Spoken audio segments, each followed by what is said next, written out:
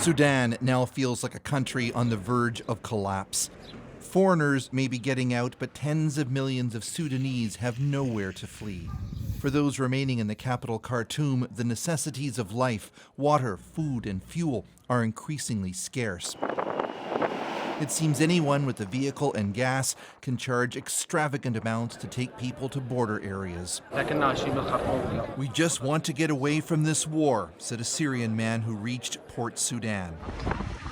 More than 16,000 people have already crossed into Egypt, with thousands of others still hoping to.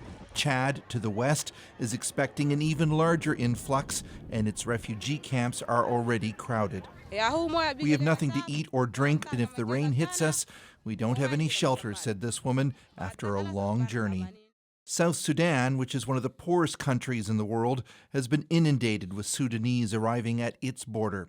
The country split from Sudan more than a decade ago and is crippled by drought and famine, says the UN's top official in the region. We're redirecting some of that humanitarian assistance to those most vulnerable people at the border, providing them with food, providing them with water.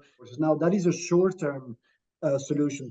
The concern is that neither of the two warring generals, one the leader of the National Army, the other of a rival paramilitary force, are really serious about peace.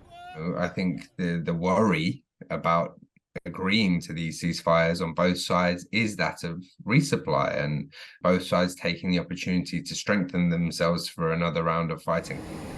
The urgency of the evacuations of foreigners has given the Sudan crisis immense global attention.